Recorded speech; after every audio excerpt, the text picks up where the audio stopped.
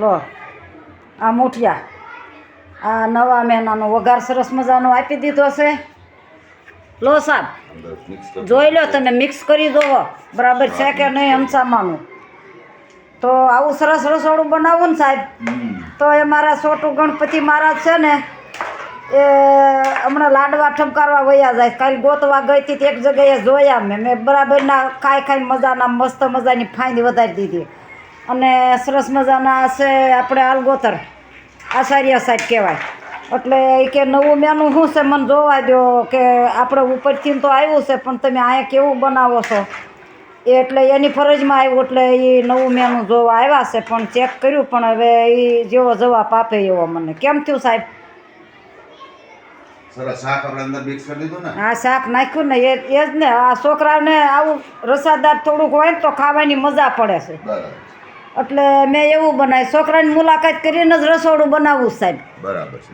લો જય માતાજી, જય શ્રી કૃષ્ણ. મારા રસોડાને માન આપીને સરસ મજાના ઢોકળા ખાય છે આ ગામના સભ્યો ગણાય. એટલે નવું મેનુ આવ્યું છે, મને કે કેવું તમે બનાવો છો? તો નવું મેનુ છે તે એ ચેક કરવા તો આવે ને નવા મેનામાં શું છે એમ.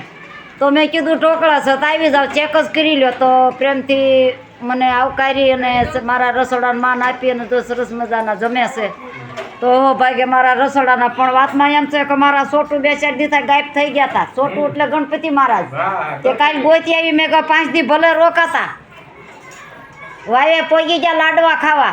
આ મુલાકાત કરી દીધી અને સરસ મજાના આજે છે હો છોકરા જમી રહ્યા છે. હવે આ કોઈક 2-5 જણાના ભાગમાં હોય કોઈક આવે લેવાનું ખાવા. તે એ ગયા લાડવા ખાવા. તો અમારે છોટું ની ક્યાં છે, અમારે આ છોટું આવી ગયા. જો તો એ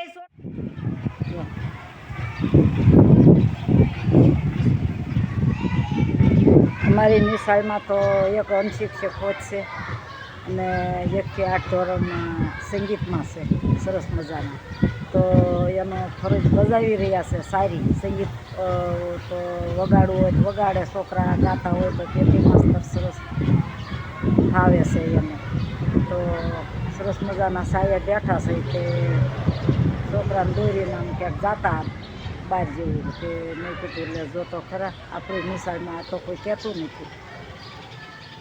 ક્યાં બેઠી છે ને એક કોયલ હવારની બેઠી છે. હવે એ હું ગોતવા નીકળ્યું હોય તો કાંઈ નથી ખબર તો કેવી બેઠી છે. આંબાની ડાળે કોયલ બોલે. જો આ બેઠી પણ તમને તો નહીં દેખાય. એકલી બેઠી, અરે કોઈ બાળ બસા નથી. સરસ મજાનો પવન છે ને બેઠા છે. હો રજા રિસીટની રાહ જોઈ રહ્યા છે અઢી વાગ્યાની. પછી કાંઈક નવું નજરાણું નજરે તો ઘેર બેઠા ભીંડો ને ગુવા ઘરે બેઠા. તાંજળીઓ વાવ્યો છે અને વાલોય વાવી છે, વટાણા વાવ્યા છે, ઝીંહોડાને કણકા જો કેવા પડે છે. પડખે માર પ્લોટ છે એમાં જો કારેલા છે. આ બાજુ તુર વાવી છે. પૈસા બધું થાય ને તે યુટ્યુબ ચેનલવાળાને મારે 84 આપી છે સરસ મજાની. હું જીતી છું ને તે આપી દેવીશ મારી. પછી એમ થાય ને હંસામાં કહેવા એટલે હવને એમ થાય કે આ હંસામાં 5 મિનિટ બેસી અને બાજુમાં સરસ મજાનો મીઠો લીમડો. જો આ ભીંડાને ડોડકા ઉઘડ્યા છે. બરાબરનું થાય ને એટલે યુટ્યુબ ચેનલવાળાને જ પહેલાં બોલાવા. પણ મને સરનામું કાંઈ નહીં, કાંઈ ફોન નંબર નહીં, મારે કેમ એને કોન્ટેક કરવો.